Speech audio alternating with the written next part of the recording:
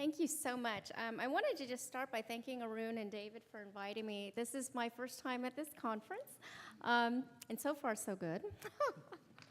So for those of you who aren't familiar with our foundation, so I work at the William T. Grant Foundation, and our mission is supporting research to improve the lives of young people. So that's the mission. We're a private foundation. We are largely a research funder.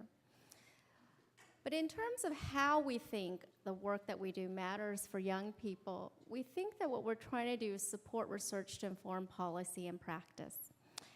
And to be quite honest with you, this has been a long-standing goal of the William T. Grant Foundation. We've been around since the 1930s, but we had to be really honest with ourselves that we don't think we do this job very well. That we, I think, like a lot of people, are in the research business because we hope that it can make a difference. But in truth, we don't really understand when, how, and under what conditions research evidence is more likely to get used, to be more likely to be used in constructive ways, and how to promote the use of research evidence. We have lots of ideas about it. We can tell lots of good stories about it, looking back with 20/20 hindsight about times and places where we think it goes well. But we don't have a very good systematic understanding for predicting into the future. And so one of the things that we did was we started an initiative to try to build up this understanding, to better understand when, how, and under what conditions does research evidence get used in policy and practice.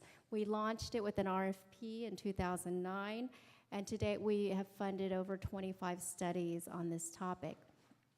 For those of you who remember Carol Weiss's work in the 1970s and 80s, I like to think of this work as a rebirth or and the next generation of studies of knowledge utilization.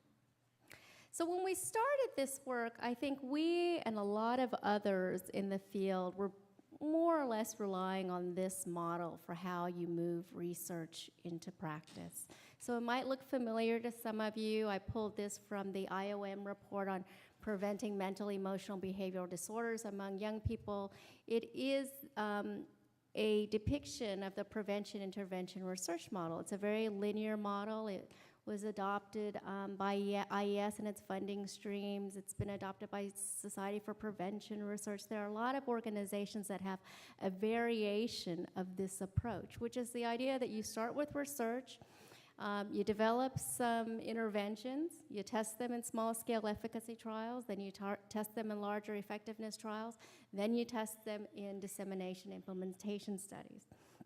And the challenge with this model, I mean, I think there are some strengths to it, but there are also some strong limitations. One is that it's a very linear model of doing research and getting it used in practice. It's a lot about pushing evidence-based programs into systems. It's very linear. And at the end, it encourages us to think more about the system the further along we get into the progression. And so often thinking about context and organizations and systems becomes a bigger priority towards the end stages, not so much at the beginning stages of this model. And so I think one of the first lessons we've learned in this work over the last 5 years or so is that how much we've just thought about this problem in this unidirectional way, as it being about research to practice. We've seen it too much. I don't know why it's moving forward on its own. But we've thought about it too much as a one-way street of research to practice. You know, it's about pushing research out and getting practitioners to adopt it. And that way of defining the problem, I think, has caused us to orient ourselves to try to address it in certain ways. So that way of trying to define the problem has pushed us towards certain types of solutions. And so I think in the field, as a research community, we focus a lot on improving the quality of research, so we have higher quality stuff to be used. We've worked a lot on better communication, dissemination, and marketing, this idea of we do good work and then we just do a better job of pushing it out. And that more work should be done to demand and incentivize evidence-based programs to kind of pull it into the practice setting. But I think that way of thinking about the problem has serious limitations. And instead, I think that what we're beginning to move to is thinking about this problem more as a two-way street. So it's not, sorry, it's like fast-forwarding on its own. It's not just about research to practice, but rather we can conceptualize this problem as more about being research and practice. So it's not just about how do we do a better job of pushing it out, but rather how do we work together so that it's as much about practice, priorities, the goals of the system, the conditions, the context, the challenges that practitioners are working within, taking those as the drivers to also shape the research agenda. So it's just not a one-way street. There's an active back and forth that occurs. And that if we think about the problem more with this orientation, I think we start to think about the way we address it in somewhat different ways. So we focus as much on improving the use of research, what it means to use research, as much as we focus on improving the research itself. We are thinking more about developing shared commitments around both the production and the use of research evidence. So it's not just researchers disseminating or researchers communicating something out, but developing shared commitments from the outset.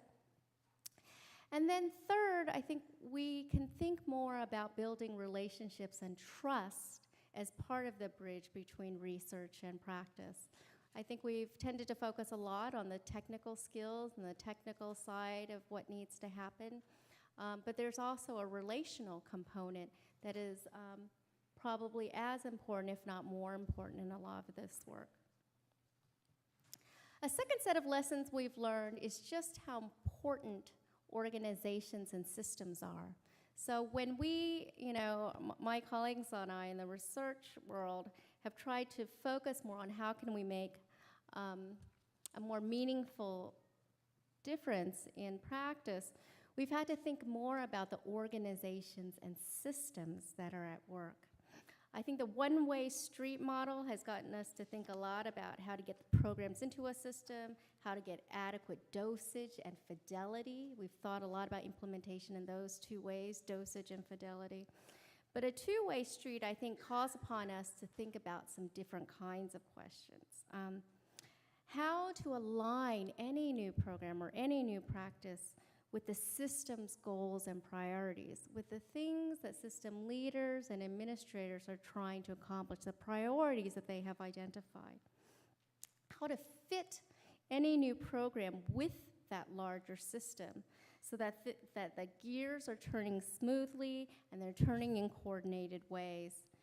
And so that also means that we have to think more about organizational issues. What is the organizational culture, the routines, the capacity, and how does any new program need to fit within that and hum in order to really achieve or maximize the effects that we're looking for?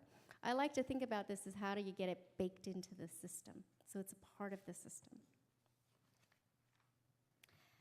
And the third lesson we've learned is just how important intermediaries are in this work. And I'm thinking here broadly about intermediaries. Intermediaries including consultants, technical assistance providers, professional associations, even advocacy groups and funders. So I'm thinking about intermediaries as those individuals and organizations that sit between research and practice, who ideally know both sides of the work really well and can do that work to engage both sides. And I think when that work goes well, what we're learning is that it's not just intermediaries that are pushing the research out, helping it get from one hand into the other's hands, but really fostering engagement around the research, because research doesn't tell you exactly what to do. Research can never answer that question. Research always needs to be interpreted for what is its meaning for the particular context, for the particular clients or populations that are being served, given the resources available. There are a whole lot of things that are involved in making sense of research and figuring out what to do about it. And so I think the engagement role is very important. And then third, I think that intermediaries can play a very important role, again, in this implementation, thinking about implementation, so that I was talking to Arun earlier that we've thought a lot in the research community about implementation in terms of dosage and fidelity. But when I spend time with district central office staff and school staff, I find that they often are talking about implementation questions in some pretty different ways that I don't know that we have connected well enough to guide our research. They're asking a lot of questions about, well, how do I align staff roles and responsibilities to make this program work? Given my available resources and financing, how do I make this work? How do I get this new thing to fit with my existing curricula, my existing programs, or the larger system goals and priorities that we've already developed and we're trying to work towards? There are some larger implementation questions that I think are really fertile areas that would be a great place for bringing together research and practice. And I think that intermediaries, I suspect, could be a promising way to make some progress on those questions.